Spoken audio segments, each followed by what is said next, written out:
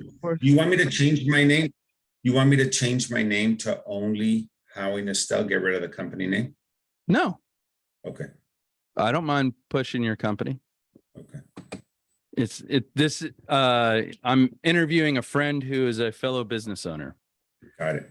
and it doesn't really pop up anyhow unless I make it pop up. So I'll be probably adding some kind of text and post. I'm not sure. Okay. All right.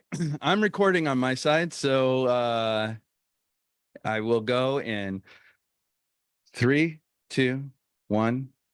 Hello and welcome to Co-Gnosis, my podcast on understanding or knowing together.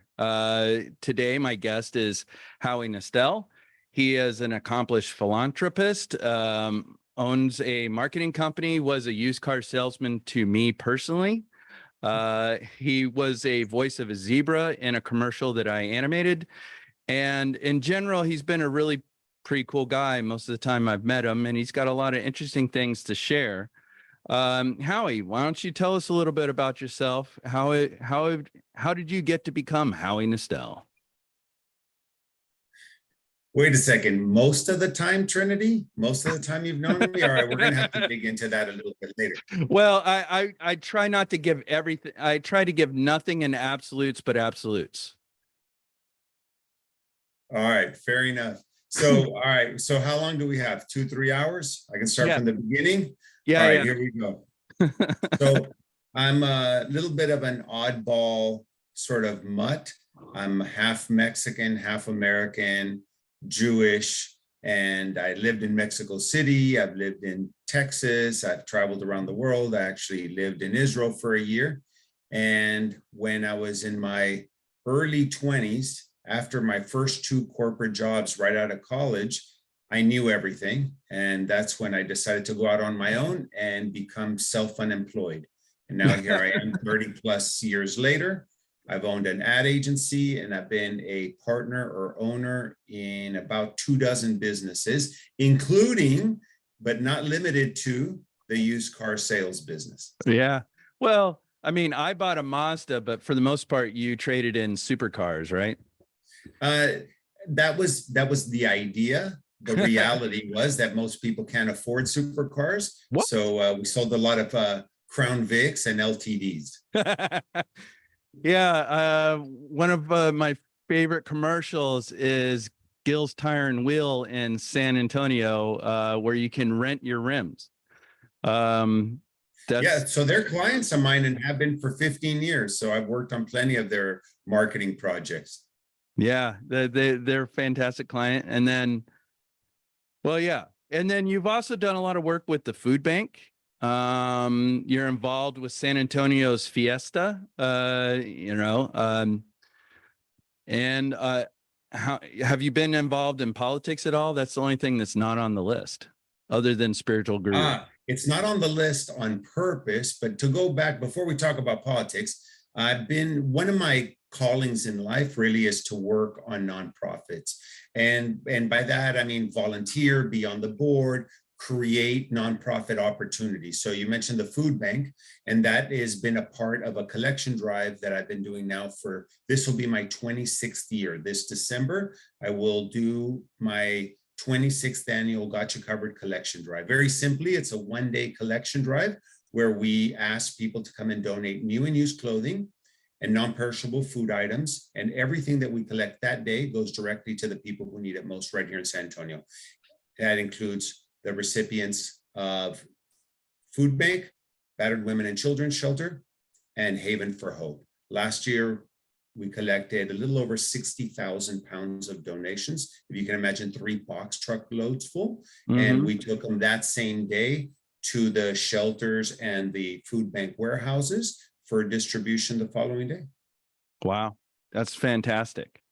Yes, and then so about politics. Yeah, I've been involved with politics in the sense that I've had clients whose marketing I did through my ad agency to run for office, both, all parties, as long as their money is green, I will definitely help them. But that's because of not my personal beliefs, but it's more because I have a responsibility as a business owner to my employees to clients, who hire me. Now, of course, if they're doing something illegal or immoral, then I probably would not take on the business. But for the most part, I've worked on both. And people have asked me plenty of times, hey, when are you going to run for office? You know so many people, you're always out in the community, you're bilingual, you should appeal to most people around San Antonio. But I kind of keep my politics off of social media, and I keep politics and discussions to a small select group of people, one-on-one, certainly not being videotaped. And I don't know. I think, look, no matter who you side with or what you say, in these days you're going to offend half the population. Yeah, that's why when I make political posts, I try and offend the entire population. There you go. All right. I figure if I'm going to, why stop halfway? You might as well go all the way. I mean, we're told to go 100% as Americans all the time. So why leave half the work undone? Right. So I'm over here trying to be diplomatic and not offend anybody, and you're over here trying to offend everybody. I like it. Yeah. Opposite ends of the spectrum. And my favorite way to offend people is to make it confusing who I'm exactly offending. Right. So, that's like recently there was someone that posted a truth on their Instagram. And so I responded in a way that both made Biden look bad and the people that supported other candidates, shall we say. But that wasn't mostly when I do that, it's because I don't like the fact that people denigrate others for their beliefs. You know what I mean? I agree with you. And by the way, I don't know if you realize, but I think right now I've been working on a slogan for your political podcast, and it's Trinity Greer, the equal opportunity offender. How about that? I love it. That is fantastic. My favorite art is the art that offends me. Right. So, yes. And when I get offended, I have to ask, I mean, as a thinking person, as a person that wants to improve themselves, right? Like not to be limited by the things I know, which we will get to that idea shortly, and instead be educated by the things I don't know. I use being offended as a gauge of what I should be paying attention to that I am unaware of. Well, you almost hit on what I have been searching for a dozen years. One of the things I'm not known for is my humility. And so I searched long and hard for a definition of humility that I can actually fit into or live up to. And this is what I came up with. Excellent. Humility is recognizing that what you don't know is more important than what you do know. And by that definition, if you're a lifelong learner, as you are, then you recognize that you are more interested in what you don't know and have not learned yet. And that really is, in my opinion, an excellent definition of humility. Well, thank you. The way I defined humility is, and self-confidence, because I think you can use humility to destroy yourself, like, oh, I'm not the greatest because I've only done this, or I don't deserve good things because, I haven't put in the work. Sometimes things come when they come, and what your job is to be up to the opportunity. So if you're up to the opportunity at 21 or 15, then congratulations to you. If you're not ready for the opportunity until you're 50, then I guess you need to start working when you hit 50. You know what I mean? That's right. I mean, it's the best time to plant a tree was 30 years ago. Yeah. The second best time is today. Yes. Amen to that. That's there was a period of time where I used to think that kind of talk was ableist, to use an idea, like, oh, well, you just got to get off your butt and do something. Well, I was feeling things that made getting off my butt really hard to do. I still did it, right? I just kept grinding. But sometimes I think we can also use that need to accomplish something, that ambition, to also beat ourselves up. It's like, if I haven't received, sometimes you don't know, the opportunities you're being presented with and you miss them. Sometimes you know the opportunities that you're being handed and you miss them. And sometimes, well, you know, and you don't miss it. Right. So okay. Without making any political endorsements, Trinity, yes, I think you might just be, in terms of quotes, the next Donald Rumsfeld. So we'll make you the Secretary of Defense or the Secretary of Quotes, because he said, somebody presented him something to a report to him one time and said, here, and he read the entire report, and the conclusion was there was no evidence that anything happened. Right. So then his response was, we know what we know. Sometimes there are things we know we don't know. We know they exist, we just don't know anything about them. Right. And then there are things we don't know that we don't know. So that reminded me of that quote. And therein lies really the vast amount of information. It's in what we don't know, we don't know. I like to draw a circle, and I tell my kids, inside this circle is all the knowledge. And if you were to take a line and draw it from the edge of the circle to an imaginary center point, that little line represents everything we know as individuals. You draw a second line, and that would be what you know you don't know. You know it exists. You know that people can fly a plane from the East Coast to the West Coast, but given a plane, you would have no idea how to fly it. So you know you don't know that. And then those two lines represent what you know and what you know you don't know. And then everything else, the entire rest of the inner circle with all the white space, with all the knowledge, represents what you don't know you don't know. Right. Yeah. I always feel that the next big important breakthrough for me, whether it's in business or my personal life, will come from something that I don't even know exists yet. Something points to that quite often. I mean, what is it? The idea that change happens slowly and then suddenly. Right. That's right. You know, overnight successes that took 25 years. Yeah, exactly. I have met, there is no such thing as an overnight success. Either the work got put in for you, you know, because of family connections, whatever, or you put in the work to get yourself prepared for the opportunities that come along your way. And sometimes the opportunities come and you're not prepared for them, but you take them on anyways. And then you got to, life gets complicated after that because you didn't know how you got there, right? So, and you failed, but sometimes you lost and learned, in which case it's not a failure. And all this stuff, I get it. Sounds cliche, sounds BS, sounds like a bumper sticker or a t-shirt, and most people don't live that. But once you have the breakthrough, then you realize, man, I should have done this shit 25 years ago when I first heard about it. But when the student is ready, the master or the lesson arrive. Right. And if you're not ready, it doesn't matter. This lesson could be presented to you multiple times.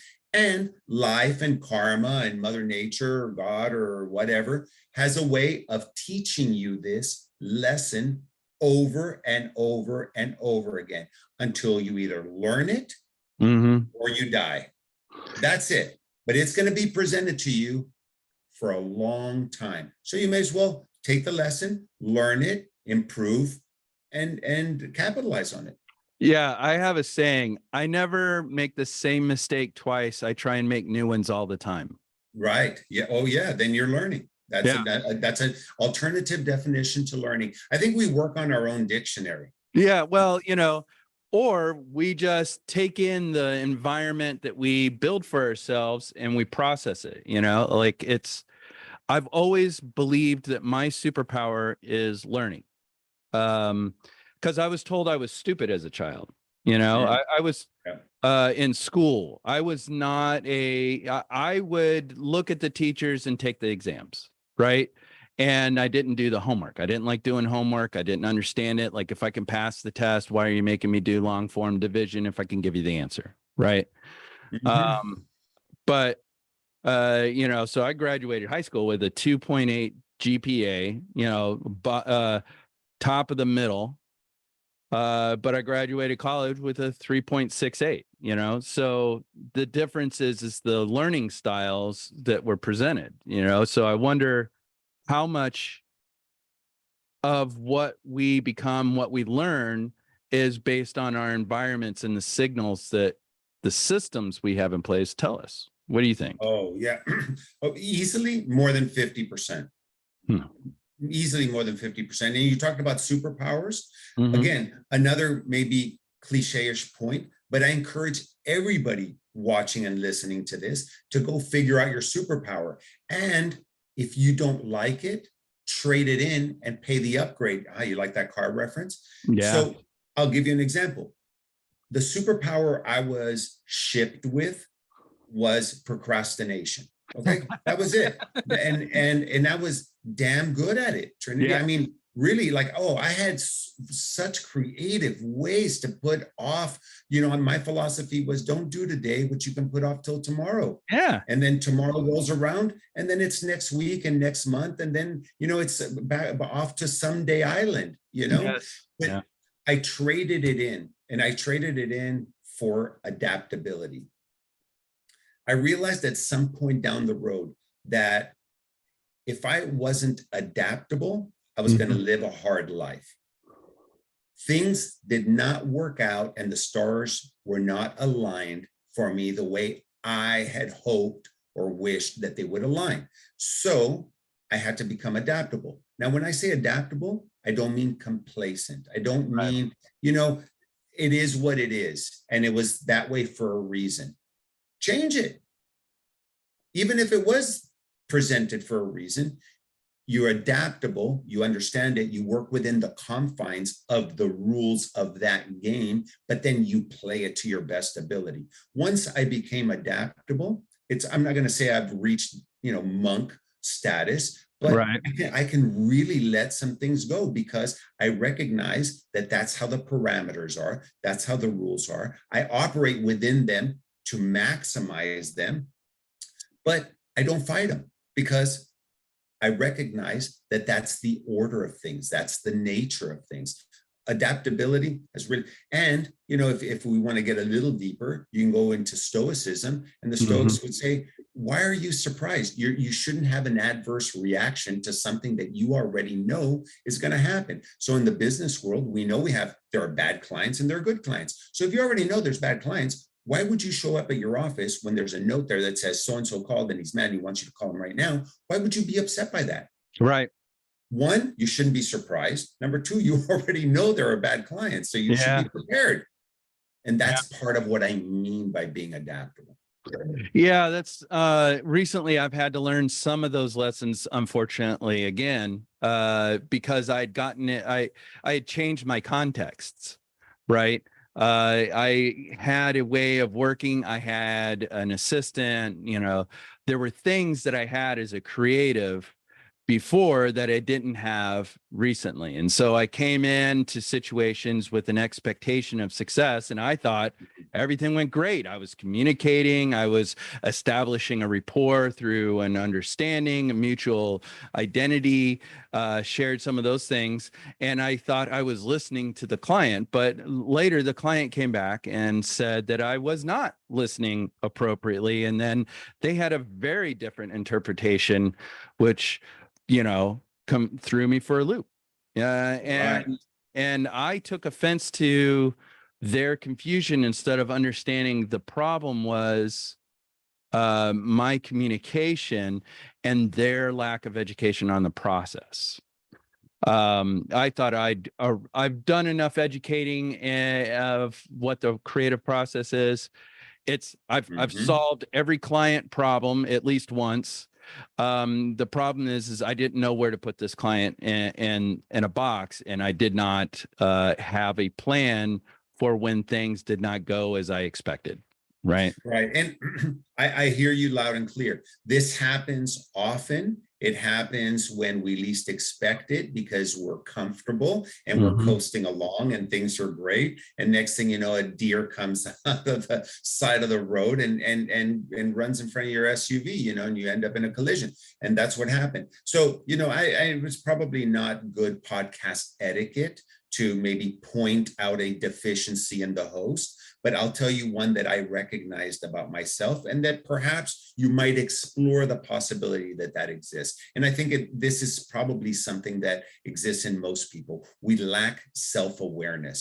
So we don't really know ourselves. We don't know how we interact. We don't know how we come across because we don't check it.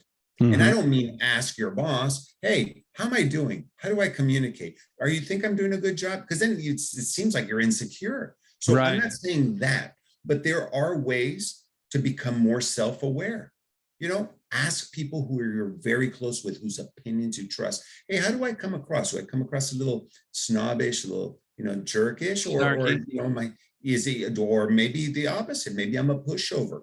You know, maybe everybody uses me as a floor mat. So you tell me, and then once you're self-aware or more self-aware, then you can work on improving that stuff. You know, certainly that's where exit interviews come in, and reverse exit interviews. You know, if somebody gets canned, you go, hey, listen, I need to talk about why this ended. Why didn't this work out? I need to know more detail, not just, we're going. Do they do exit interviews? I've never had an exit interview. I've always just been cut and walked out.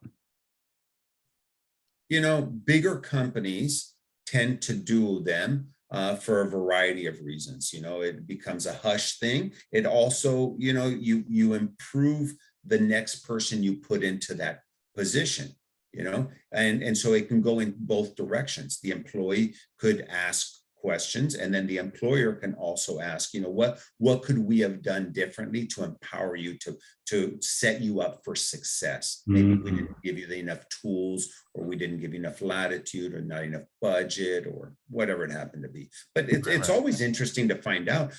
I do it with some clients. With the clients I'm happy that they're gone, I don't do it with. But with the ones that I thought things were going pretty well and we got some results for, I wonder what happened. And in one particular case, the main partner's daughter had graduated from college, got a marketing degree, worked for an advertising agency for 2 years, and then started her own. And since her search for clients hadn't gone so well, she decided to go ask daddy if that client, who was our client, could become her client. Right. And so she took on that client, and that's why we inevitably lost that client. But, you know, had I not asked, I probably wouldn't have known. Right. And, you know, that's an interesting thing, because a lot of people, you know, with various politicians and family members that are involved either by using their connection to their important parent, which, why wouldn't you use what you got, right? Like if you have access and you have identity that gives you those things and you don't have anything else going on, why wouldn't you lean on that? You know, why wouldn't you work with family before you work with anyone else? I can give you a dozen reasons, because then they came back a couple years later and had us do some spot projects that the daughter did not have the experience to do. But then it turned into a little bit of training our competitor. Yes. Because then she was a client and a competitor, the daughter. But then now we can go even bigger, broader picture and say nobody is a competitor. Yeah. Because there's plenty of potential business. So just in the San Antonio metro area or Bexar County, there are well over 100,000 registered businesses. My ad agency, we've done work with 1,500 clients in 30 years. That's a little over 1%. I'm not going to live long enough to work with 100,000 clients. Right. So yeah, nobody's really a competitor. It's kind of like, you know, you said earlier about making new mistakes all the time. You know, you're not going to live long enough to make all the mistakes. No. So hopefully you're learning from each one you're making the first time you make it. Yeah. And then not make that one again. Yeah. Well, you know, Also, we got to give ourselves a little bit of grace because sometimes our programming takes over and because we're not present, we're not aware, we're not Oh, I listening. love that. So we've been conditioned on various other experiences that once we sorted out what the real problem is, now we go to that as to what's the same, you're getting all the same signals. So you think you've already solved that problem. But what you failed to understand is there is a context shift. I had worked with clients that, we had a verbal understanding of what product I was going to produce. And then they felt that, they agreed to the price for that product. Right. Right. But they needed more content out of that than what we had originally discussed. And so it became a negotiation of me wanting to make the client happy. Right. So I gave them more content.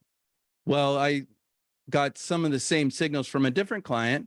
And so I started to go down the route of making sure they got more content.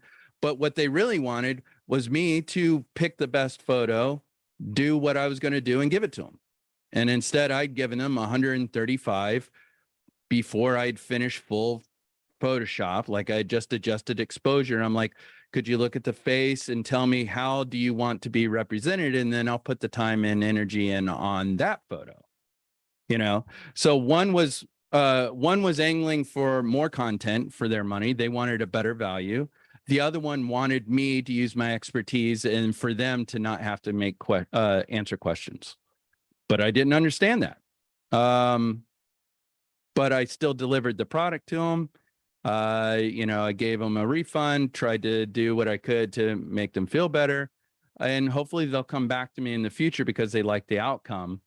But I also have to understand that, that's a scrub mission. It's time to move on to the next launch, Oh yeah, I hear you. So there's a lot of things there to unpack because I want to address the thing about being present and about being on autopilot, right? Your subconscious mind. But let me put that one aside for a second, because one of the things that what you just said about the clients and how the different approaches that you took to each of these two clients, one really didn't work out in the sense that they didn't keep you on as a vendor. Here's a nugget for you and your podcast watchers and listeners. You're either training your clients or they're training you.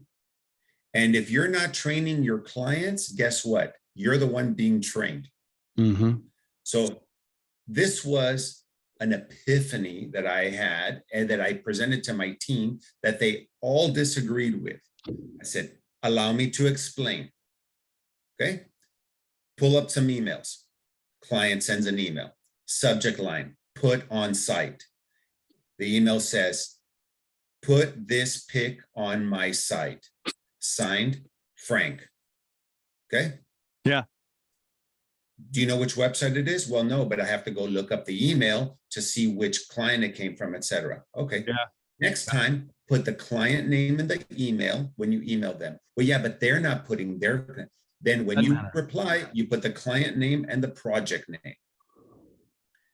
Then you put that email address in the contacts so that it'll pop up and populate to see who the client is in case you need additional information. So the short answer is you always have to be training your clients. I train them on how to pay us. I train them on when to pay us. I train them on how to set their subject lines up. I train them not to send me a link to their Dropbox with 5,000 pictures, because I know the 3 we're going to pick are going to be the ex-wife, the daughter who they're pissed off at, and an employee that no longer works there. Yes. God. But ahead of time, they just said, oh yeah, here's pictures. You pick, you're the expert, pick the ones you think would look best on the website. And Murphy's Law, the 3 we pick are the 3. Oh no, shit, we can't use those. Well, why don't you tell me that ahead of time? Yeah. And you know what? Don't send me a link to 5,000 pictures. Send me the 7 pictures you'd like to see on the website. That's it. Right. I don't want to see 300. I want to see 5,000. I would need 7 pictures. And these are the pages they're going on. And until I hear from you, we'll put this placeholder. Yeah. So, okay. So that's my big learning moment. You're either training others or they're training you. And if you're not training other people, guess what? You're the one being trained. End of lesson. Okay, now let's go back to this subconscious and autopilot thing. I don't know the exact number. I'm not a guru, but I know it's got to be 70, 80, 90% of all our routines and decisions and things we do are done on autopilot, meaning the subconscious. Is that bad? It's not necessarily bad, but you're going to get the same results you've always gotten because you're operating with the same mindset, same brain, same autopilot. How many times have you driven somewhere and you're like, oh my God, I'm already here. You don't even realize how you got there. But, you didn't crash, so you weren't driving asleep or with your eyes closed. But, you've done it so many times. How many times have you passed your exit because you normally go 2 exits down to go to your house, but you forgot you had to stop, at this place to drop something off. So anyway, that's lack of being present. So I heard something really interesting from a former Hindu monk that became a Hindu priest. His name is Dandapani. I studied with him twice in person. It was a super cool learning. So his guru taught them when he was in the monastery to paint 3 lines on their foreheads, okay? And if you look at my HowieNestel.com logo, the E has 3 lines and there's no vertical stick. And that's a tribute to what I learned from Dandapani, these 3 horizontal stripes. So the lower stripe that these monks would have on their forehead represents the conscious mind. So you want to be present, you want to be actively involved and know exactly what you're doing. And that's a reminder that you should be present and you should work with your conscious mind. Then there's the subconscious mind. That's the middle stripe. That's where most people operate most of the time. And that's okay. But because it's being used so much, it's like an AC filter. So this is my interpretation, not his. And so it gets clogged, right? Over time, you have to change that out and get a clean filter. But why is it important to keep your subconscious clean? Because you want to be able to tap into that top stripe, which is your superconscious mind.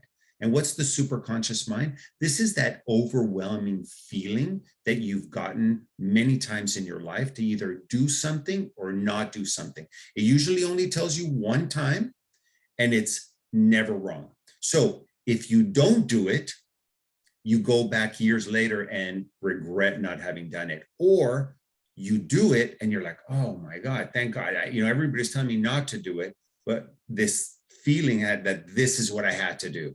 I had to move to Alaska, I had to grow a beard, and I had to become, a lumberjack, whatever it is. And it turned out to be the best decision ever because that's where you met your wife and, your huskies and you have a great life. Okay. But that's the superconscious mind. So, we've all had a big interview or a trip and you're not a morning person, but the flight's at 4:50 a.m. and you set up 5 alarms and you do all this stuff. You were going to go to bed at 7. You're still packing at midnight. But then what happens? You were supposed to get up at, 3:45 and you set all the alarms and at 3:40, you're like, boom, you're awake. Yes. That again is part of the superconscious mind. You're already programmed. You're not going to miss that flight. You're not going to miss the vacation. So this is why it's important to keep that subconscious clean. But if you're running around with all these problems and things, and I don't want to think about it, you veg out and you start eating Cheetos and watching Judge Judy every afternoon, and you're just like, I just don't care. You're cluttering up this subconscious mind because then you can't go to sleep and you're worried about things and things that maybe haven't even happened yet.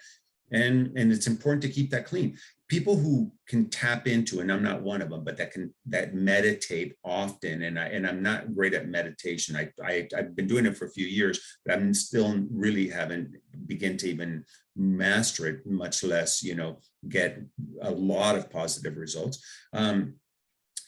Can tap into that superconscious mind more often. They know, they have a knowing. They know what's right. They know where to go. They don't have to make these decisions all day long over and over again and make all these mistakes. And, that's why you find these people, and especially, monks and gurus and others among the happiest people on earth, because much simpler lives. They're being guided. They understand their role, Yeah. Yeah. There's a quote that someone, I don't think it works here. For some reason, it triggered it. What you were talking about only a fool wants to be known. The wise go sit by a river.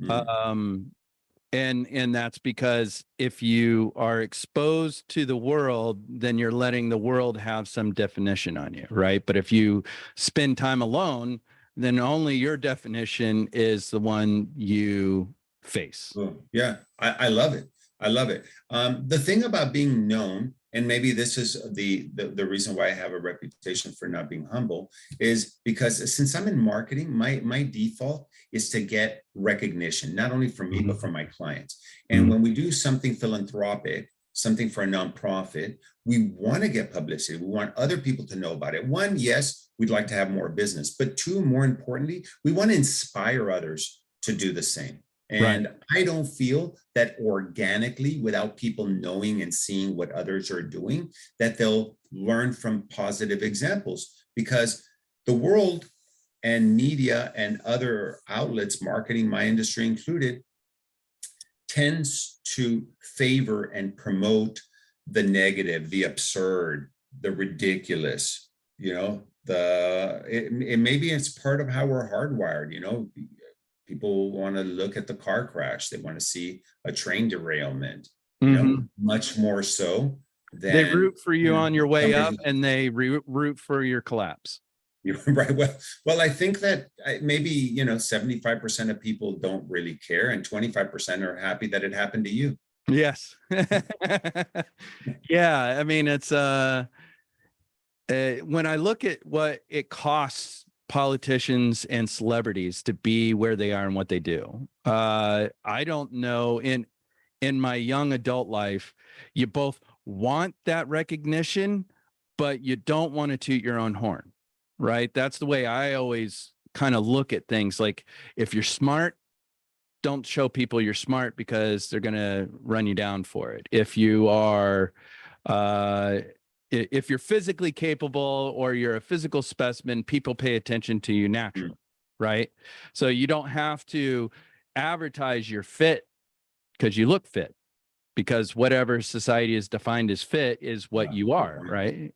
But if you're someone who's not fit, or is someone who is outside the mold, sometimes you have to be okay with not being seen and being sure of what you bring to the table.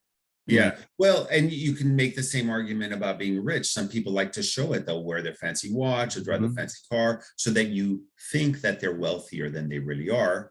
But really, it's all credit, and, a lot of it's for show. So we're humans. So there's always going to be some aspect of that. That's ego, edging God out. At some point we got it from here, right? And so our ego takes over, and that's usually when we start messing things up. But again, like we talked earlier, that's where the learning is. But some people just refuse to learn the lesson.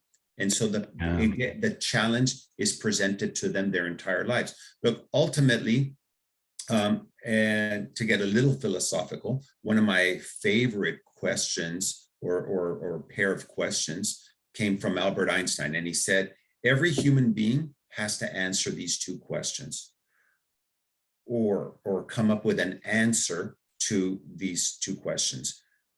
Do I live in a friendly universe where people are helpful and they want me to succeed?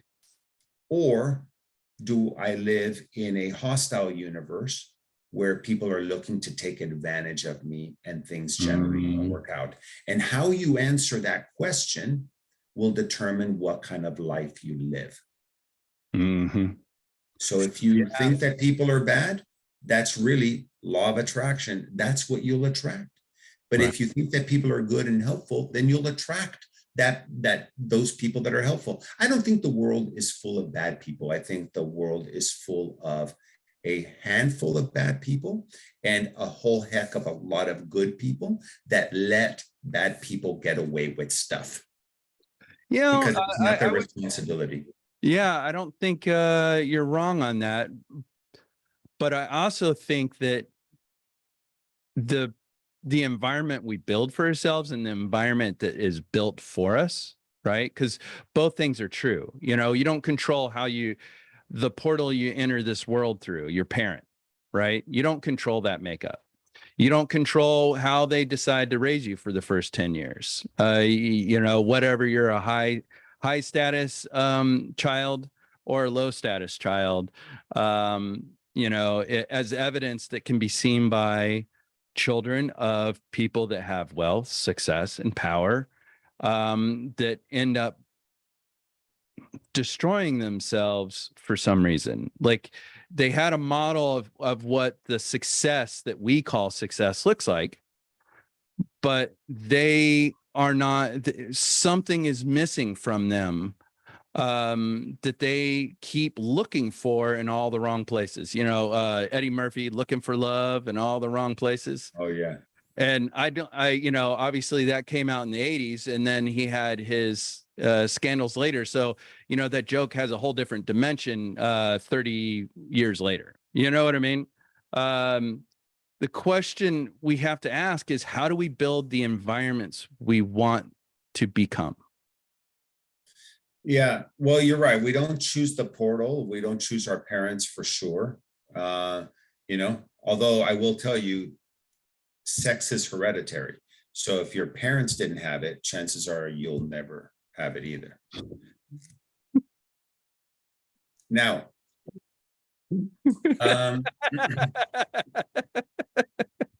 we can. Yes, very. There's no lies detected in that string of thoughts. We have the power and the wherewithal to change our status, and we have to look for those examples that fit into helping us live our best life and be our best selves. We've let too many external definitions permeate our mindset and our feelings. And so when we think a certain way and when our body feels a certain way, we tend to manifest those thoughts and those feelings. And unfortunately, because we've let all this negativity permeate our being, we end up living out that existence that we're either not happy with, or it's not the idyllic vision that we had for ourselves, including being a celebrity or being financially wealthy. You know, we're not going to turn it into a discussion about religion, but, you know, biblically speaking, the question is asked, who is rich? And the answer is he who is satisfied with his portion or with his lot, right? Which means, again, not complacent, but you already have everything you need to be successful, right, and to be helpful, and to be philanthropic, right, and to be a good mom and a good dad and a good brother and a good sister. Is everybody going to receive the message the same way? They're not. And you have little impact on how people receive you and your offerings. But you could spend your entire life trying to say and do those things that'll get people to like you, or you could do what you feel is what is important to you. And the way I mentioned it in the talk I sent you yesterday is you can do what lights your soul on fire, and then the right people will love you. Right. Yeah. Just have no expectations. Just have no expectations that it's going to be the majority. And not everybody's going to think, wow, Trinity Greer, man, that guy is handsome, smart, fit, funny, and talented. You are, but not everybody's going to see that for a whole bunch of reasons, you know? Right. Yeah, I agree with that.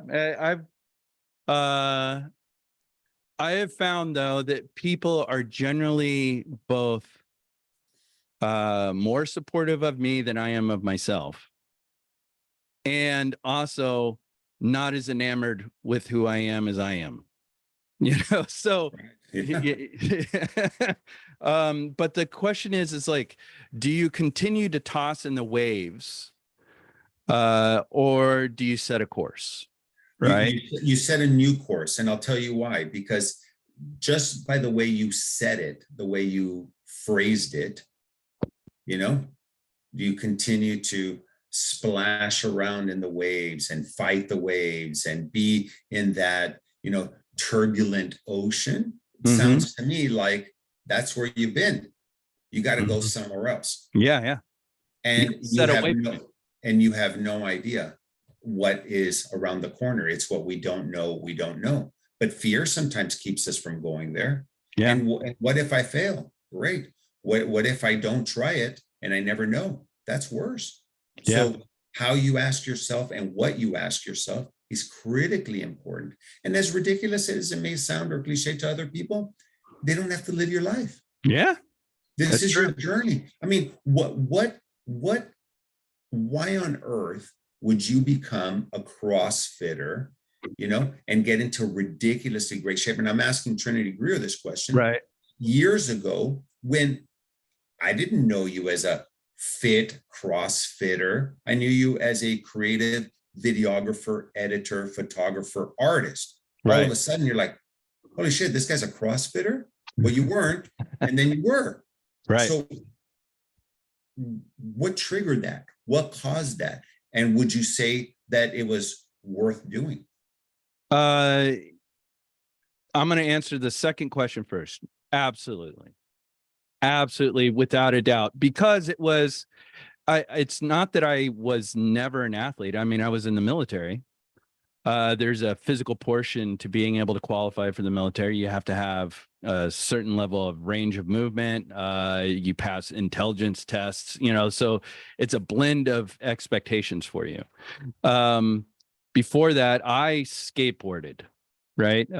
It's the way I dealt with the angst and real world conundrums that I was dealing with as a youth. Um, I s- so it's not that I wasn't an athlete. I wasn't a team sports athlete, right? So I had explosive power from ollieing 16-foot separations or doing one-footed tricks and kick flips, other things that were about feet, body coordination, gyroscopic understanding of my place in space and time. Um, so later, after I had spent so much time in front of a computer and my body ached and I hadn't done any real exercise, I was around a bunch of young kids and I was teaching them how to do what I do, right? I was standing up a marketing department and I kept seeing behind the scenes photos of myself as this unknown person, as a person that had a huge gut, who was still getting up in the rafters of these things up in the air and filming these people in great shape all the time. And I realized I did not match my environment, and nor did I match who I saw in my own head. Gotcha. And so I had a dream, and most of my life changes have been triggered by dreams. That I met an individual on a path. He had a walking stick, and he goes, you know, I'm in my 80s and I walk every day. I walk as many miles as I can get in a day. And my daughter, who's 68 years old, she's overweight. She was miserable. I got her walking and now she's feeling better and she lost weight. So with that dream, I woke up the next morning and I started eating breakfast, which is something I didn't do. I reduced any sugary drinks because I'd worked with a bunch of people from The Biggest Loser. So I understood a little bit about their version of nutrition. And I had a friend who was a CrossFitter who offered to let me come try a CrossFit workout for free. And I'd seen what CrossFit looked like. And I thought, geez, that is absolutely crazy. That's exactly who I am. Right. And I said, I'll quit CrossFit as soon as I can get a ring muscle up. Well, I got a ring muscle up within my first year of never having ever done any kind of gymnastics ever in my life. And after that, I was sold and I got ridiculous. But here's the thing. There was a period in time, I have photos of how fit I got, but I still saw the work I needed to do instead of seeing the work I had done. And so it pushed me even harder to work out.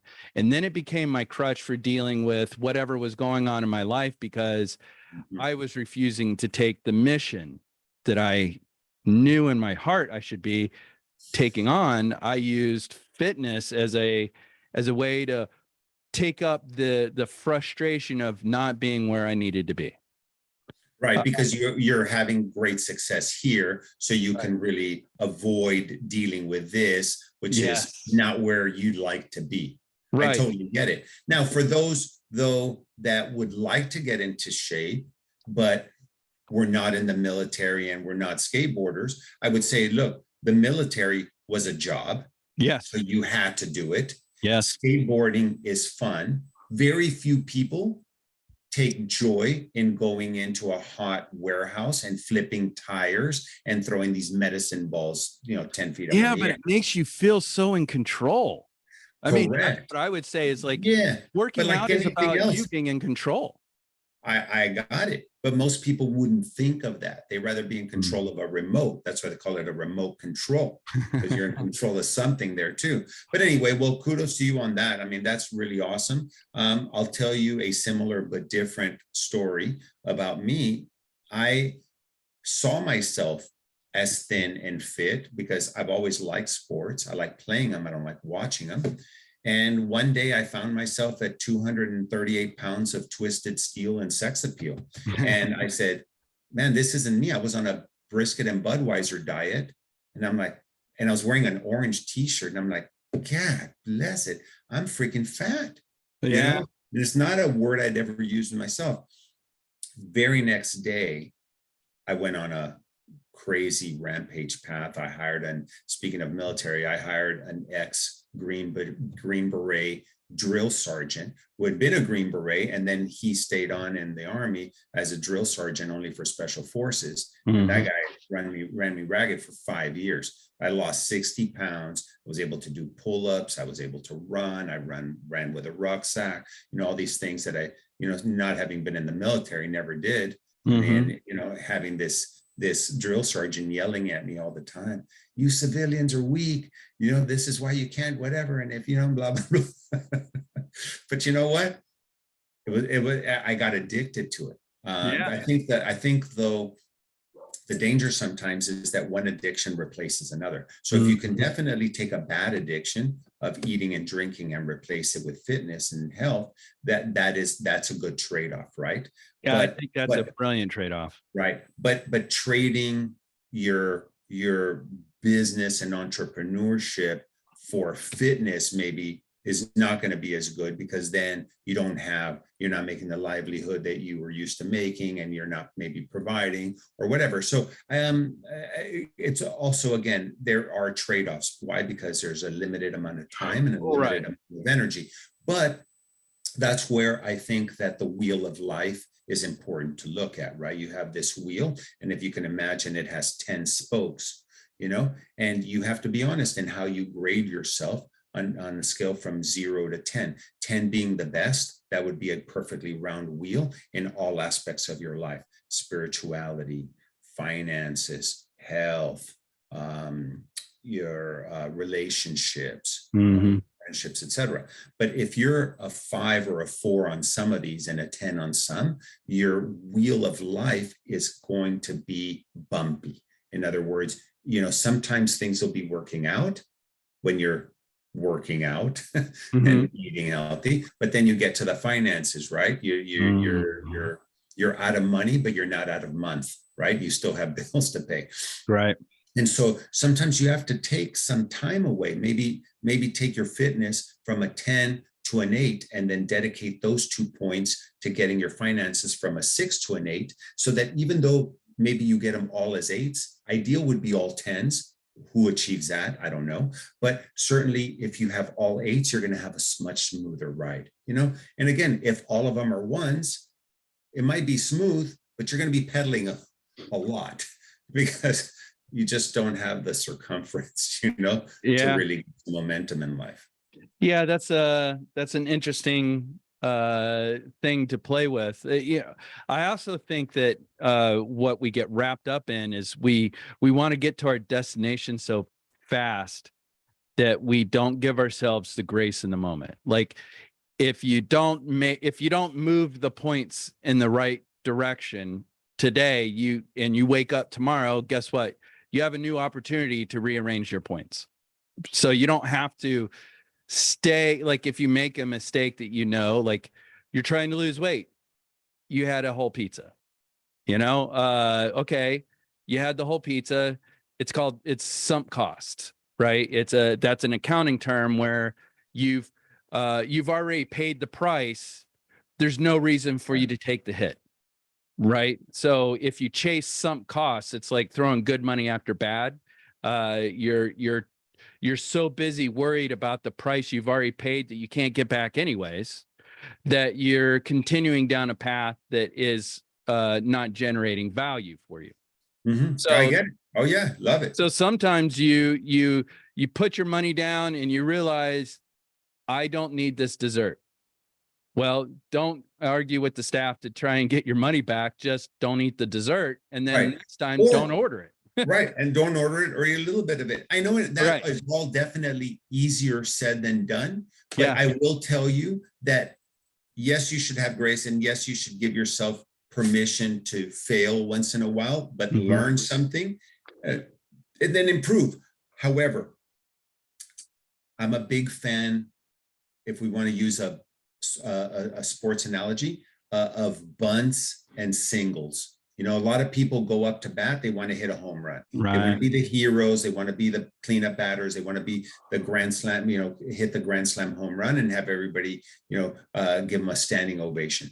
But in reality, the best players, the most successful people in life are the people who make small accomplishments, small advances over large periods of time, because that produces dramatic results. But most people, especially how we're being conditioned, we talked about environment, they want immediate gratification. I need to have it now. Geez, I had 3 shakes yesterday. I'm on the scale. I gained a pound. How could that be? Right. I didn't eat the 2 cheeseburgers I normally have for lunch, but this is not going to work, and it's not going to work. Right. However, replace one meal with a liquid, then don't eat the cheeseburger. Right. Eat a veggie burger. Don't eat the bread. Eat a rice cake. And then these small accomplishments, these small changes over large periods of time will produce dramatic results. More importantly, you'll have a mindset shift. And once you have a mindset shift, and that becomes the new standard or the new pattern or the new whatever you want to call it in terms of like your new habit, wow, then that's who you are. That's why I'll tell you, like, I know that like 12-step programs work and that kind of stuff, but I completely disagree with people who say, I'm a recovering addict. I'm a recovering alcoholic. I'm an ex-smoker. You're not. You're a non-smoker. No, but I used to smoke. Doesn't matter. You're an ex-smoker. You're not a recovering alcoholic. You don't drink. Period. Right. And so the fact that you track the days and the months and the years that you've stopped drinking, all that is continuously doing is reminding you of the good times you used to have when you were drinking, and probably some of the bad times, but people don't, human nature is we don't remember really the bad. We just remember, oh, it wasn't that bad. Many times you've broken up with somebody, women will say like, oh yeah, and my boyfriend, he was such a jerk and this and that, and we broke up and that. And then 6 months later, like, he wasn't that bad. He's kind of handsome, had a nice Yeah. beard, good laugh and everything. Get back together. And then within an hour, you realize, or within a day, you're like, oh, now I know why I broke up with that asshole, because Yeah. we just didn't remember it. See what I'm saying? Yeah. And so it's the same thing. You don't need these constant negative reminders of what you used to do that you wanted to change. You changed. Congratulations. You're finished.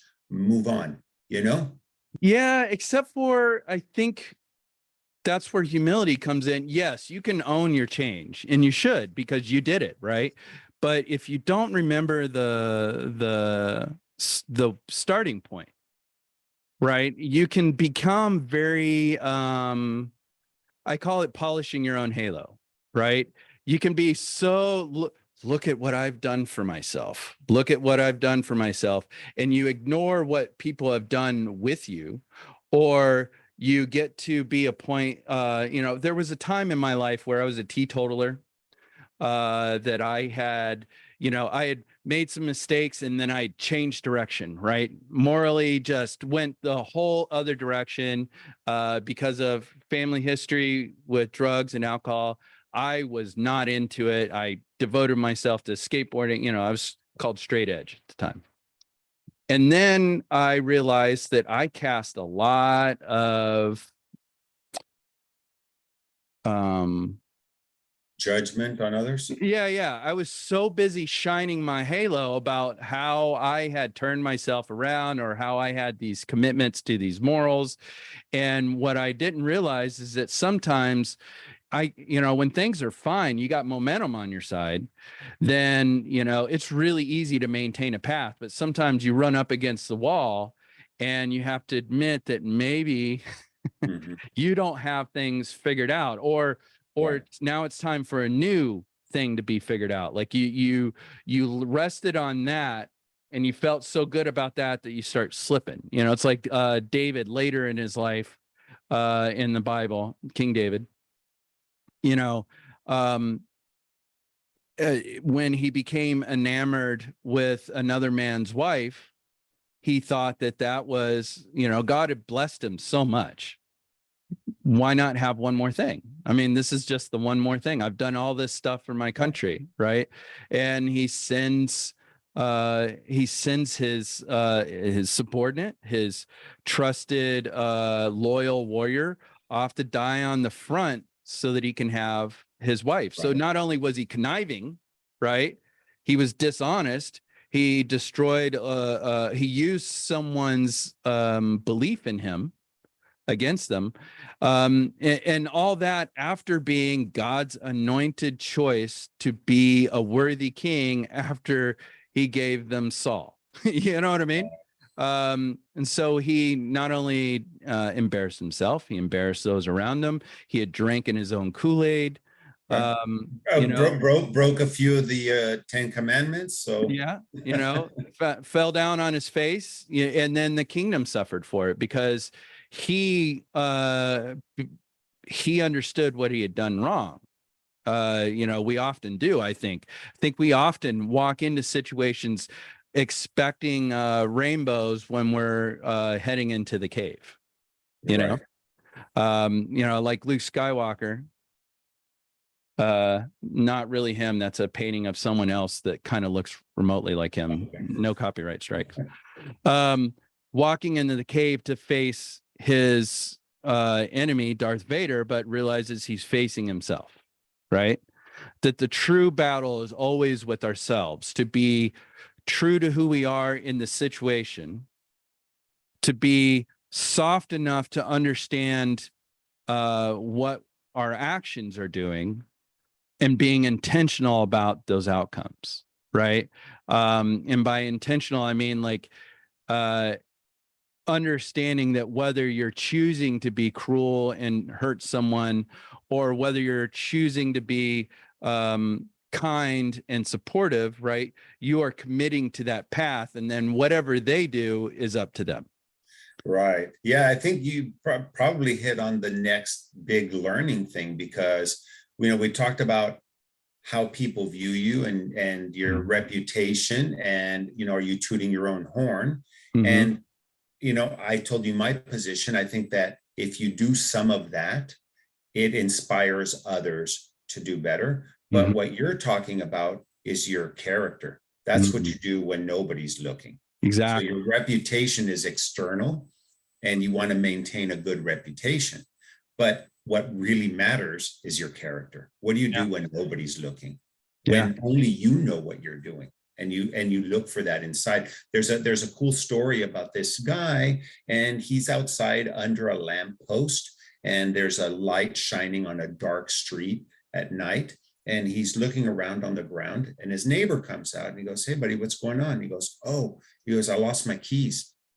And goes, "The power's out, and so I wanted to get my keys and drive somewhere, He goes, "Yeah, the power's out on the whole block, but let me help you look for your car keys." So they're looking, and they're both looking under the light, and so they just don't find them. And the neighbor says, "So where you dropped them here?" And he goes, "Oh no, I dropped my keys inside the house."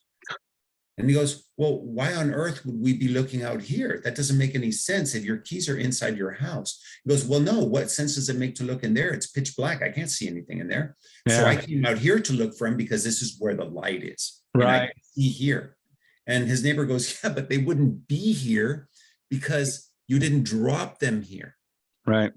So the idea here is, when something goes wrong, or we don't like an outcome, we tend to look outside. We tend to blame others. Well, it was because, my parents and my upbringing, and because I didn't get the right education, I didn't get the right preparation, I don't have the right skin color, I wasn't born the right sex, I'm not tall enough, I'm not fit enough. And these are usually a lack of resources. And it's almost never that. It's almost always a lack of resourcefulness. And where we really should be looking is internally. That's where most of these things are, but we don't want to look there. Why? Because it's dark. Because it requires us to have some faith that we're going to find something eventually as we look in the dark. But it's much easier to look somewhere else, even though that's not where the answer is. Yes, I think we can be looking inward to our own pain and outward for the reason. But in that state, we often cause even more pain to others. As if you are in recovery, you have to go make amends because there's been a trust broken. Right. But just because you go make amends doesn't mean that you're going to get forgiveness for it. That's for them. Forgiveness is for others or for yourself to forgive others. But you at least have to go make the amends. I have done this at times. I've owned my stuff as often as I can when it gets pointed out. Sometimes I don't see it, but when the people that I care about tell me, I hear it. Or sometimes when the people that I care about don't understand where I'm going because they're where I used to be. And I have to discern which is the case. Like the place I want to go, none of them have ever been, so they don't know how I have to get there. Right. But they do know how I treat them and whether or not that is consistent with who I am. So that is something that I have recently had to try and sort out. Like Jesus has the story where the rich young ruler comes up to him and he says, "I want to be with you. I want to follow you." And he says, "Well, get rid of all your possessions." And the rich young ruler was very sad because he had a lot of possessions. But what the story is about is you're saying you want this thing, but you don't want to do the thing that's going to get you there. Right.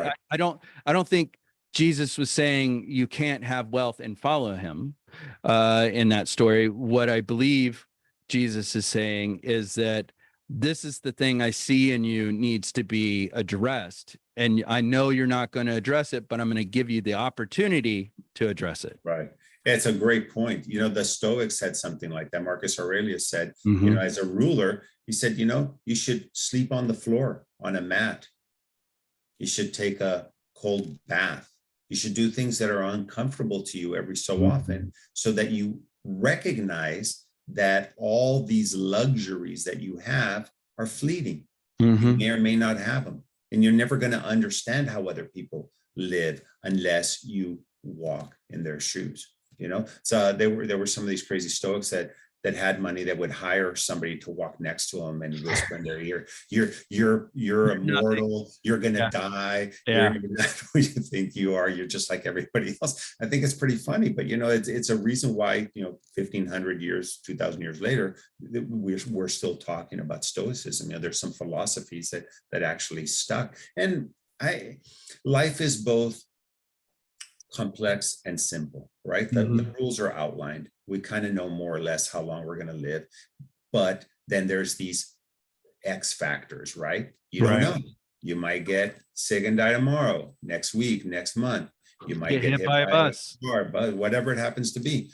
And so, I think buses are maligned by that. no, I particular agree. issue. That's why I said car crash, no, I without a doubt. appreciate that. Yeah. Yeah. Um, but then, serve others. Be grateful for what you have. Mhm. Be kind. Recognize that we are humans and other humans are like us. And if their behavior and words that we don't like that they say, don't judge them. Just do different and be better. It's not that complicated. But then life sets in. Mortgage payments, kids, other problems, Mhm. braces, whatever it happens to be. And then you realize, okay, these are all things that kind of overlay on this, that add to the complexity of life. But at the end of the day, the basics are fairly simple. And it's not really in the information. The information is there. It's in the execution, unfortunately. But with most people, they think, well, information is king and information is power. It's not. It's execution is results. Because if it was only about information, everybody would be as fit and healthy and handsome as you are. But unfortunately, it takes work. It Yeah. takes getting up at 5 a.m. and going to the gym and flipping tires and throwing balls and climbing ropes and doing all this other stuff. And people don't want to do that, but they have the information. It's eat less, move more. We know Mhm. that. We know which foods are bad for us. Is there any doubt any more that cigarettes or vaping or anything's bad? But we tend to allow ourselves to get confused. Well, there was an article or a story that said that a glass It's of safe. wine, one glass of wine is actually healthy. So therefore, a bottle of wine a day must be really healthy. And so then we go down that If you path. take one ibuprofen, take 3.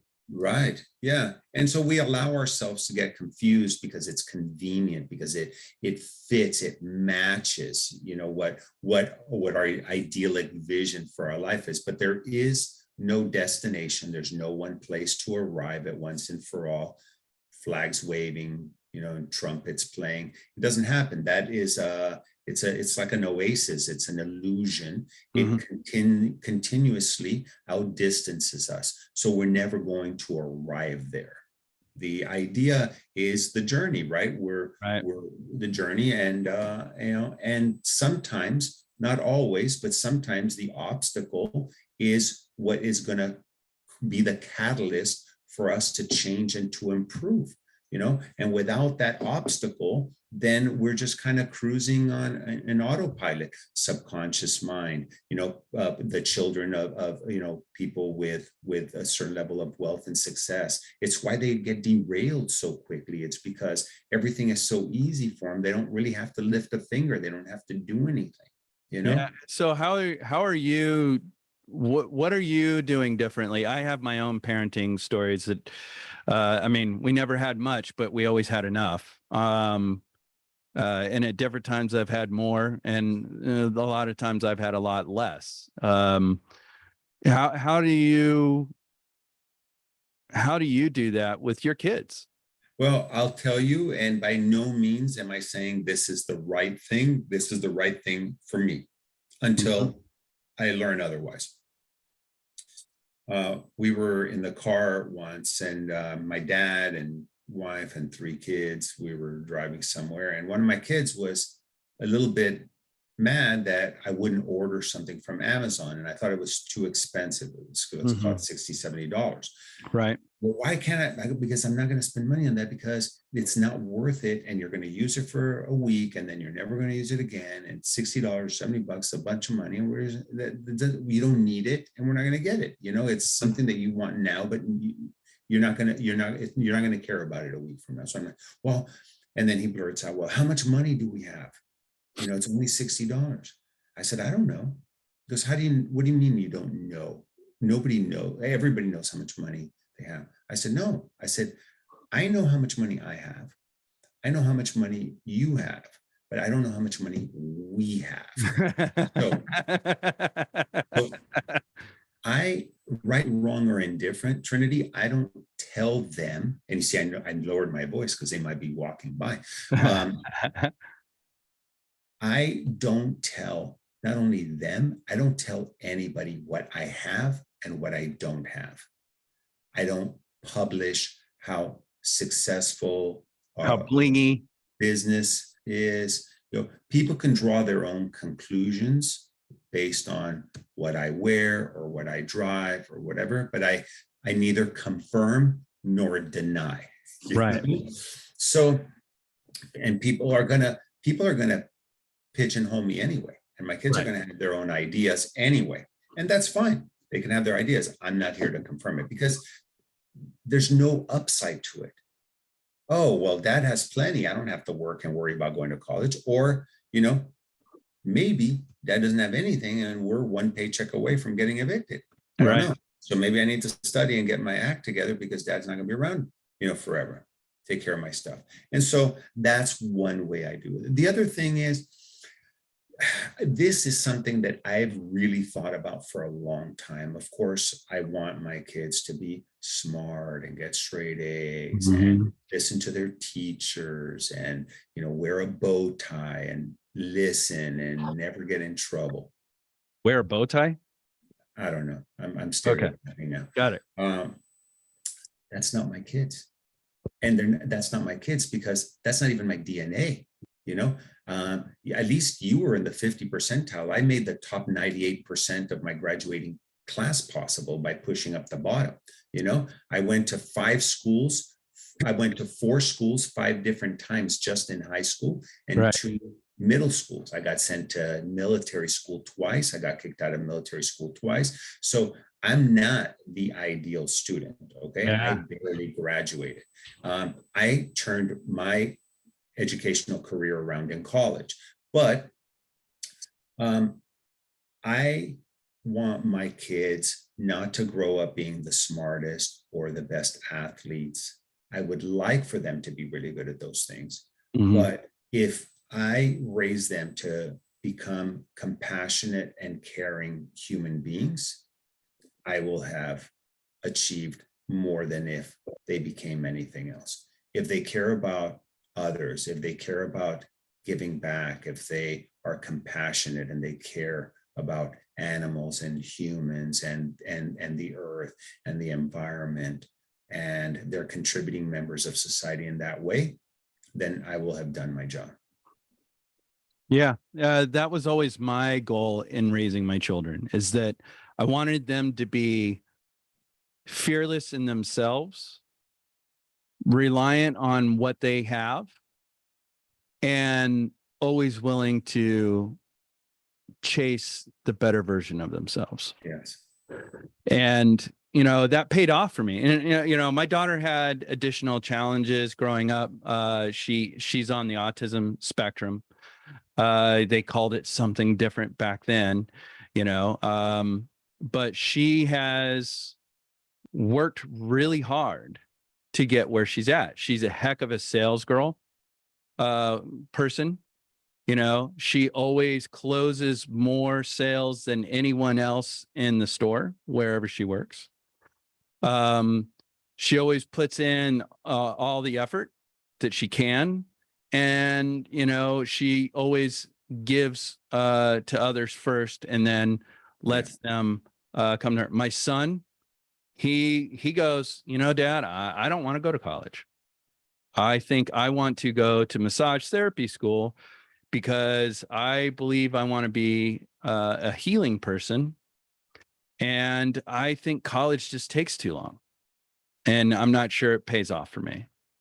And I'm like, okay, as long as you're sure. And I mean, he went to massage school for 6 months and learned what he needed to do. And then he was off into a career.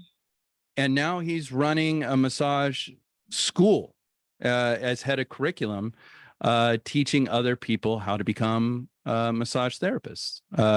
Both him and his husband work together on that. And his husband's a heck of a striver. And they have a wonderful business where they're able to invest in the people that society has told us that aren't worth investing in. They do that investment. So I couldn't be prouder of how my two children have worked out. They not worked out, have taken what I've given them and then gone for the next version of themselves to define themselves. And we are good friends at this point. They're adults now. And I couldn't be, that right there was my point of success. So I'm in my retirement of parenting until someday I get a grandchild. And my dog is my next parenting project. Yeah, love it. I love it. Yeah. Again, it's the blueprint for your own life, right? You're building it and you're the one that has to live in it, or in your industry, you're the director and one of the actors in your supporting actor in your children's life, but you're the lead in your own movie. You get to direct yourself. And that's the beautiful thing about life. It's also, I think, what gives a lot of people angst is that the responsibility ultimately falls on them. And we are all the sum total of the decisions that we've made to this point. If you want to take extreme responsibility, then you have to come to that conclusion.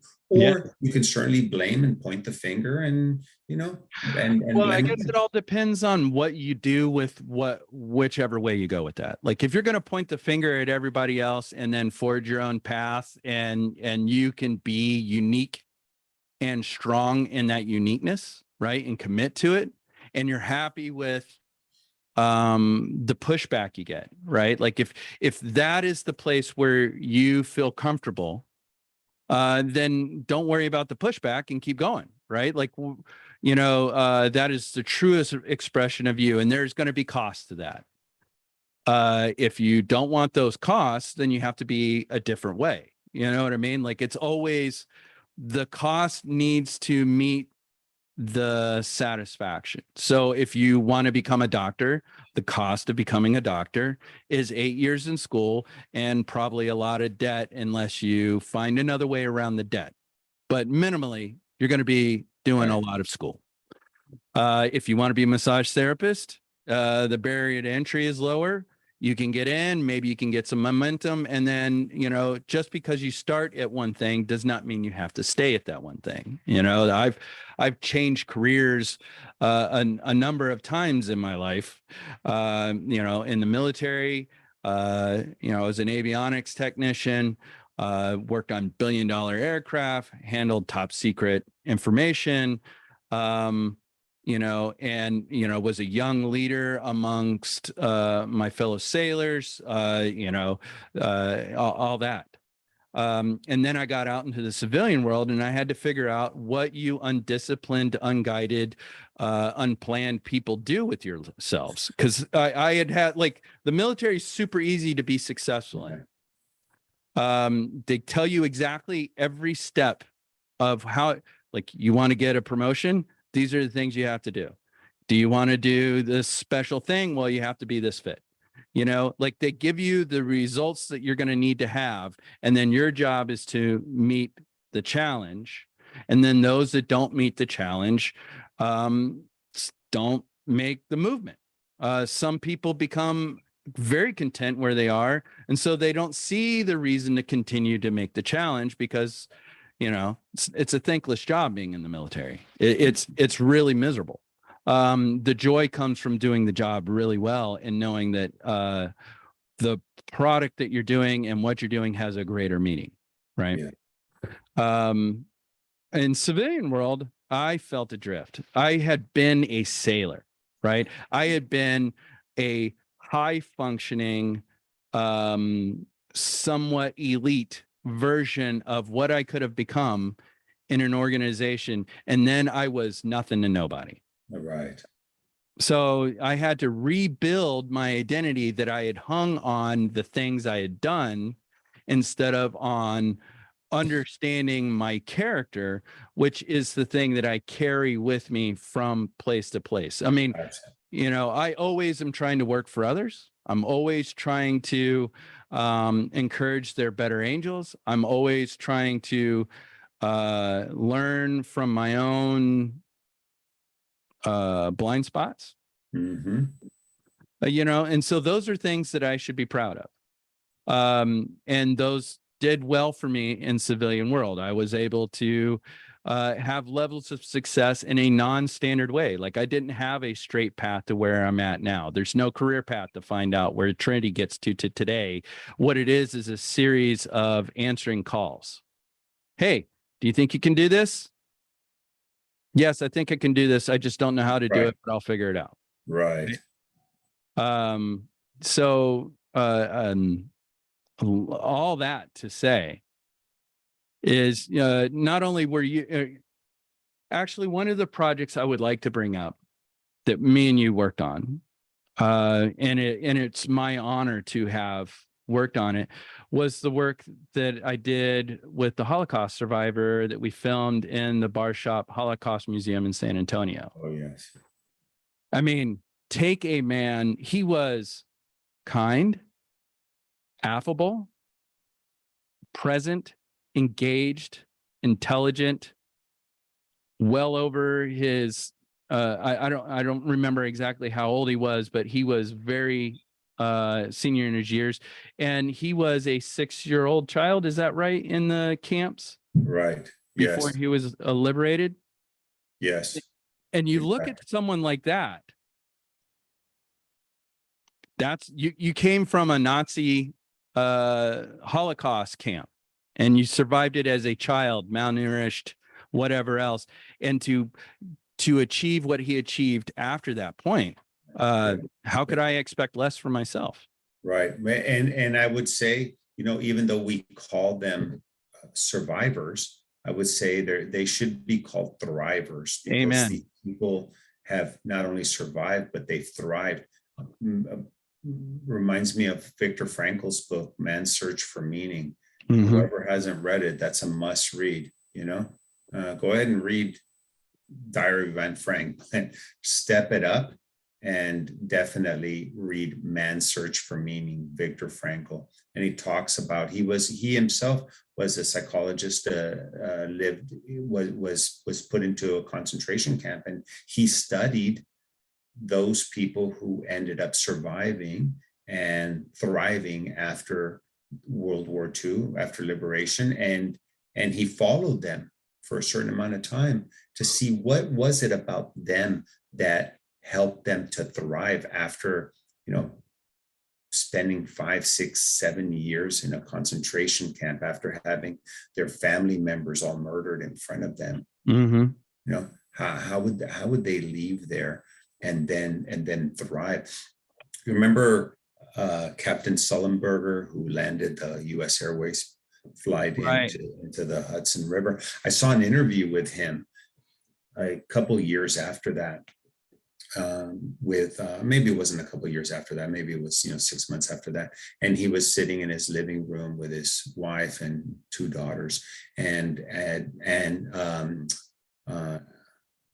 Diane Sawyer was interviewing him for, I think, ABC 2020 or something like that.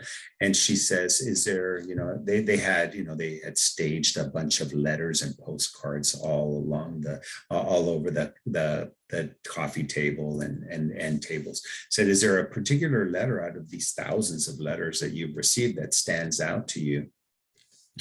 And he says, yes, this one in particular. So all that was staged. And so, Diane Sawyer asked him, well, would you read it for us? And so he starts to read it, and Captain Sully gets choked up, and he can't even barely start the letter.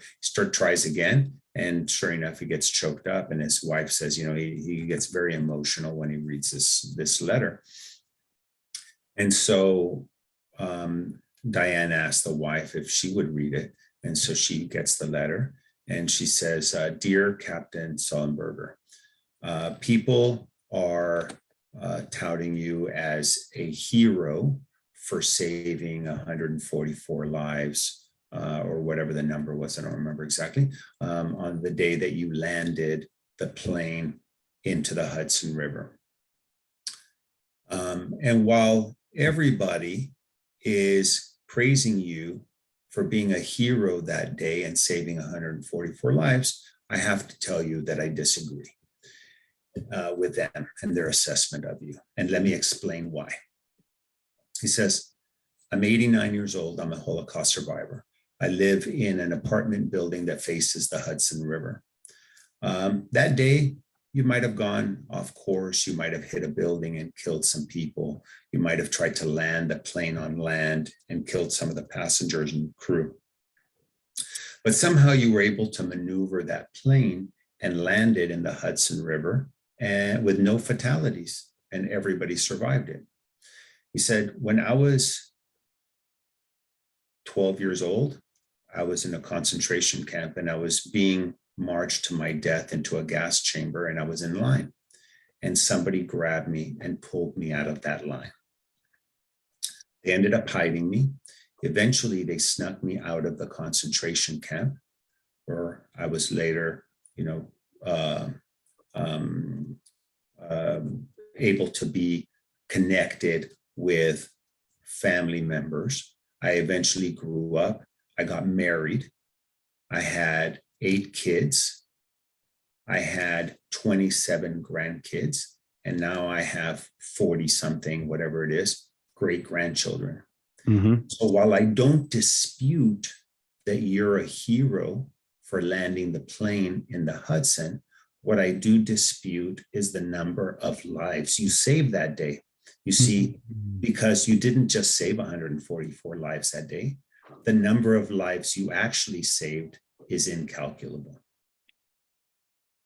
Yeah, that's beautiful.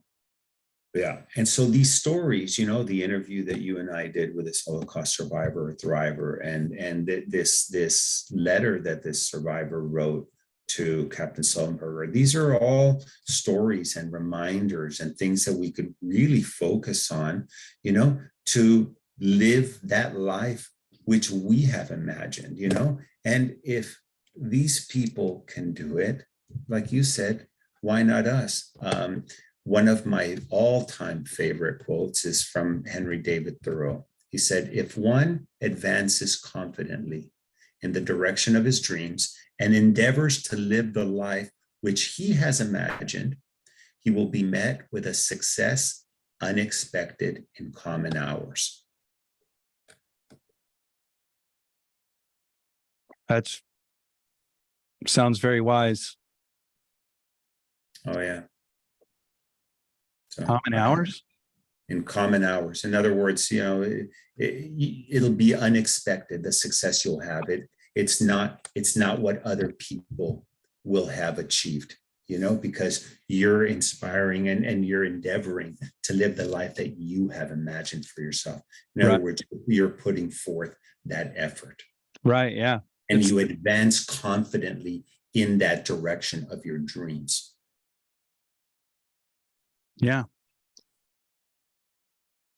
At the end of the day, only you can say what your success is. And at the end of the day, you're the only one that has to deal with your consequences. Right. And if other people, kids included, Not happy with it? The time for action is now. Leave home while you still know everything. I did that.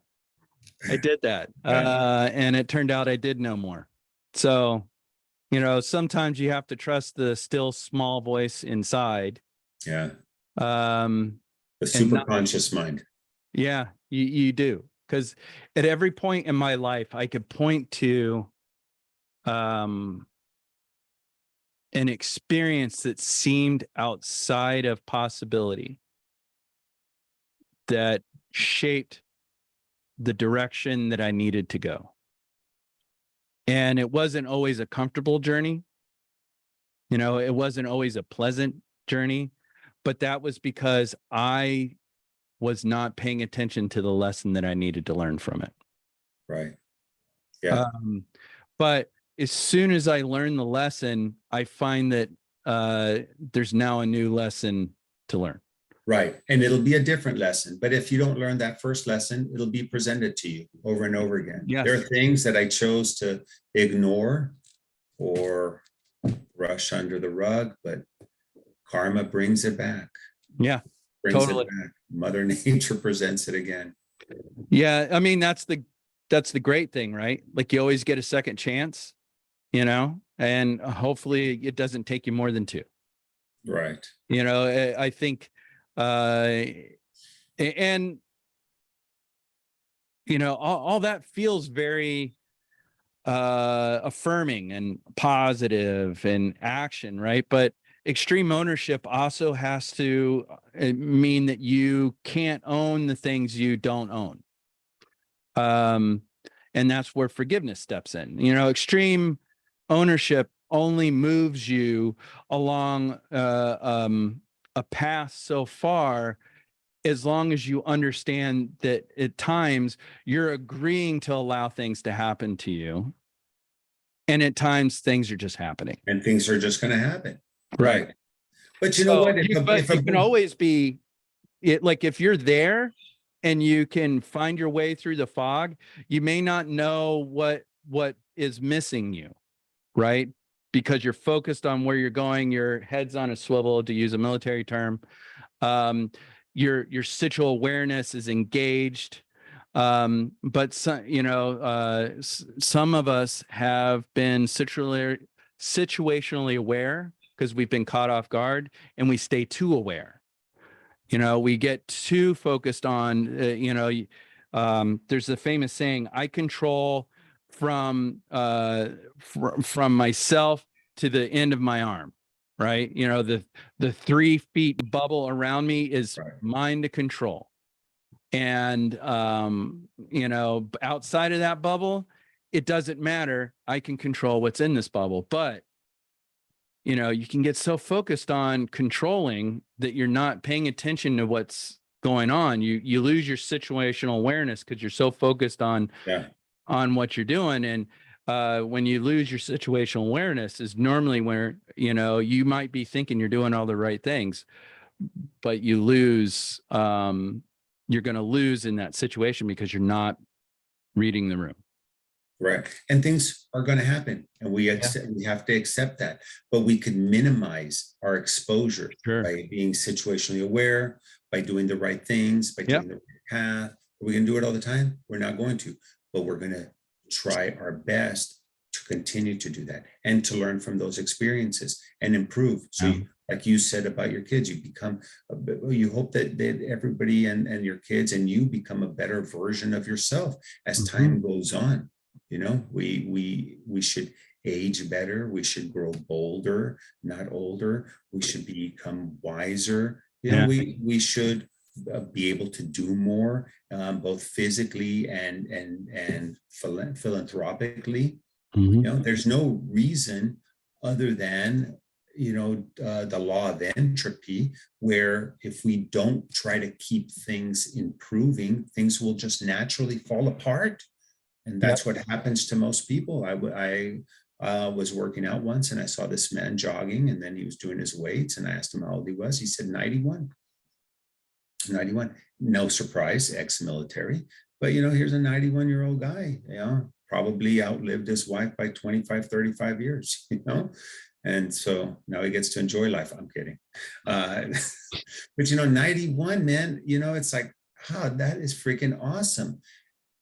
Now I know it's possible. Right. And if I'm going to go over there and this guy's running circles around me and he's, 40 years my senior, then I got to step up my game a little bit, so True. I compete against myself, but it's natural to look at what others are doing and want to Oh yeah, totally. Better. There was a guy in my gym. He was in his 60s. He was working out really hard, had a heart attack, got taken to the doctor. They went in and they said, well, this blockage should have killed you, but it looks like you grew extra arteries around the issue. And that's what kept you alive. And so Wow. he had a pretty serious Widowmaker style heart attack, but he had been working out enough that he was able to give the doctors the power to help him get past that, right? And then later he still was far more cardio fit than I was. He would regularly, he didn't do his heavy weight or anything like that, or all the gymnastic stuff that I did, but he could outgo me. And that always inspired me, because like I want to outgo him and I want to make a younger man embarrassed that they lost to me. But right. The rule about going up against an old man is that if you win against an old man, so what? You won against an old man, you were supposed to win. And if the old man wins against you, God, how embarrassing is it? That's really so it's always better to be the old man. Pie in the face. Yeah, I agree. Always good to be well, man. Speaking of fitness and CrossFit, have you seen any of David Goggins' info? That guy's amazing. He was 300 pounds, spraying for cockroaches, and then becomes a Navy SEAL. And just able to do is unbelievable. He's super inspiring, but he's also really difficult for people that aren't on his wavelength to be around. Right. And he says that, and he recognizes he's not a good role model. He's not a good speaker. He's just doing what he can the way he can. Yeah. And he doesn't have a lot of patience, and he judges others, and he's very opinionated, and he's had some, personal challenges in his relationships and that kind of stuff. And he talks about it, but that became his obsession, but that's the way he fought his demons and his upbringing. And the fact that, his stepdad was murdered, and the fact that he was bullied by the son of the Grand Dragon of the KKK and all that stuff while he was in high school. It was why he, in his early young adulthood, he was afraid of his own shadow. And it's what the catalyst was. It's why, again, the obstacle sometimes is the way. Right. I agree. It could make you and it can break you. So. Yeah, I won't take a handout though. I mean, I won't not take a handout. I've also learned that I have to learn how to accept gifts. Like I can give, but I have to receive. And if I'm receiving, then I have to honor what I'm receiving and do more with it. Always take what's given and invest. Right. Well, you know what? That might be a theory that, I have to prove. And by that, I mean, I'll just go to Google and look it up. But that givers, even though givers gain, I think most givers are not good receivers. No.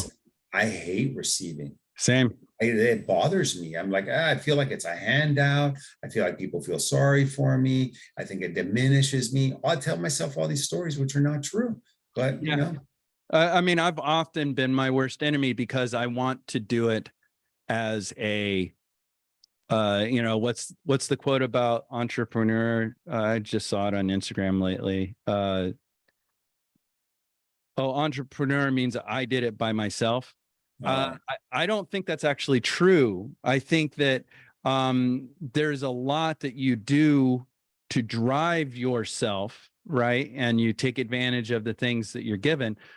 But we often just out of a need to remember, we need to invest in other people, right? Like, as long as my stuff is taken care of, what I would rather do with money is intention. Money is not a thing to want or desire. Money is a way for you to move intention through the world. So if you intend with your money to do good, you will do good. If you intend with your money to hold on to it, it'll probably decrease. If you intend with your money to invest in others, then it grows. So my goal is to always invest, to take care of needs, but not get like you said, the emperor needs to sleep on a hard floor from time to time to remember not to get too comfortable. And then in addition to that, when you're in times of leanness, learning how to accept things is an act of humility and a act of, if you don't know how to receive blessings, then you don't understand what blessings mean to others. Yeah, I got you. I agree with 98.3% of everything you said. Well, Howie, what don't you agree with? The word intention, because I think of the saying, the road to hell is paved with good intentions. And I'm back to the action. I know that you didn't mean intention in that way, Yeah. but I would say it's what you actually do. So I told my kids this little joke riddle. I said, there are 5 birds on a wire. 3 decide to leave. How many are left? That's stupid, Dad. 2. Wrong. Wait, you said there were 5 birds on the wire and 3 flew away. So there's 2 left. I go, no, I said 3 decided to leave. They didn't take action. They had made a decision Right. that they would leave, but they're still on the wire. So you can decide all you want. Now, what comes right after decision or intention is action. So think of the word decision as an incision. You make the cut. Right. Between the old and the new. Yeah. What you do next, what action you take, therein lies the magic. Yeah, I agree with that. It's when I was talking about intent, I mean with purpose. I guess is how I should have described it. And if you are acting with intent, in my mind, you're looking for the fruit. You're not you become committed to the outcome you want, right? So if the outcome is more valuable than the process, the process should be enjoyed, right? But if you don't know where you want to go, you can't ever leave where you're at. You'll just wander. And sometimes that's great. Sometimes you have to go with the flow. Sometimes pushing hard is the wrong answer. Sometimes you have to allow yourself to be carried away so that you can catch the moment of action. Yes, because there is no universal answer. No, it can't always, hard work is always the answer. It's not. So can I like to work hard at playing. Yeah, that work hard, play harder, right? Or that's no, I just work hard at playing. That way, there you go. Then I don't ever have to regret what I do. Yeah, there you go. All right. Well, let me attempt to blow your mind here, because I believe that outcome is ridiculously important. You know, what's the outcome? And if you don't set a goal, how do you know if you achieve it, right? So you got to be able to measure it in order to be achievable and all that. Although I'll steal from my monk friends here, that the outcome is not that important, meaning the process isn't important either, but you should detach your definition of success from a predetermined outcome. Of course, you have to have an outcome, but how you feel about your success and how you feel about the journey and what you did to achieve that, it should be detached. In other words, separate yourself from the outcome.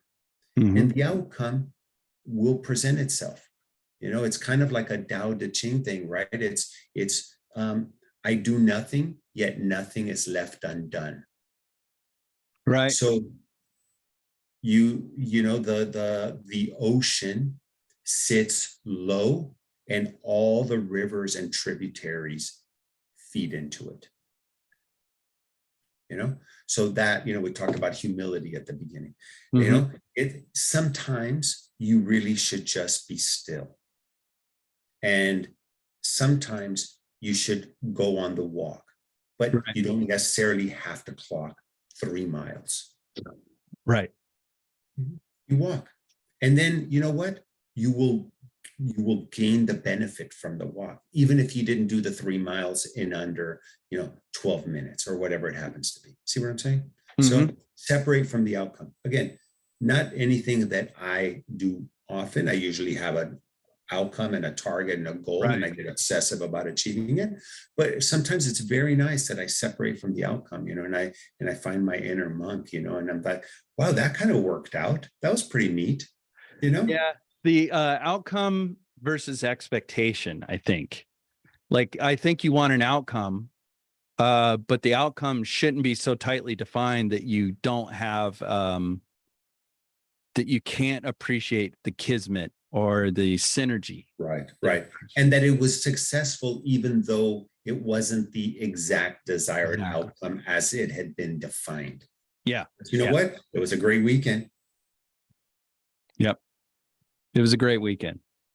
And that brings us to, I think, to conclusion, because I one of my favorite things is guru talk, where you say something absurd, you follow it with something practical, and then you respond with something absurd so that you can find your way through. It's a mental agility exercise that you're trying to connect 2 points that have no reason to be connected, and that tricks your mind into not accepting your situation, but instead constantly look for new direction. That's cool. Yeah. Yeah. So you can take that one to the bank, practice it every day if you want. But the thing is you need to be divorced from trying to create the meaning. You're looking to find the meaning. So, it's like prospecting for gold, right? Yes. It's not called gold getting, it's called prospecting, right? Because you think something might be there, so you go and you do the work until you get it, right? It's been a real pleasure. My first podcaster interview, he says, I find that it's a successful podcast if I laugh a large percentage of the time. And as always, you make me laugh, you make me think, and I really have appreciated our friendship over the years. And thank you for coming on my podcast. It means a lot to me. This was fun, really a lot of fun. The time went by fast. I just now looked down at the clock. I'm like, all right, so we blew right by that 1 hour mark. That's another sign of a successful podcast. I agree. A good conversation has no endpoint. Right. Well, Trinity, thank you. I've always been an admirer. I think you're a creative human being. I've always known you to be a great dad. I remember you in San Antonio, and the attention and focus you placed on your kids and the priority, and your work and your creativity never suffered for it. So you have a nice balance. Thank you very much. I appreciate that. That's it's one thing that I always hoped that I had. But like I said, with my fitness, sometimes you can't, you're so busy focusing on your point, the expectation of arrival, that you don't realize the good you're doing. And the good you do far outweighs whatever reward you're chasing. There you go. I think that sums up everything we just talked about. We could have shortened this entire conversation into that statement, but it took the conversation to get the shortened statement. That's right. That's right. We had to walk the entire path just to get right back here. Yeah. We are the conclusion. All right. Thank you, man. Well, Be well. It was a real pleasure. Please tell me, how can people want to bring you in for a public speaking? They want to see what you're doing with your company. Tell me, where can people find you? All right. 3 websites. One is my ad agency, sharkmatic.com. Shark is the animal that bites your leg in the ocean. Matic, like automatic. So SHARKMATIC.com. The second one would be my name, Howie Nestel, HOWIENESTEL.com. And that's my philanthropy / public speaking website. And then if for no other reason, join the movement at gotchacovered.org. It's a now 26-year-old collection drive serving the least fortunate. We don't take money, but if you'd like to buy socks and underwear or some clothing on Amazon and ship it to San Antonio, if you're not in San Antonio, we will donate it to the people who need those items the most. We have no 501c3, no bank account, no board of directors. Everything that we collect, everything we've ever gotten goes directly to the people who need it the most. That's gotcha, GOTCHA, covered.org. Thank you very much. All right, Trinity.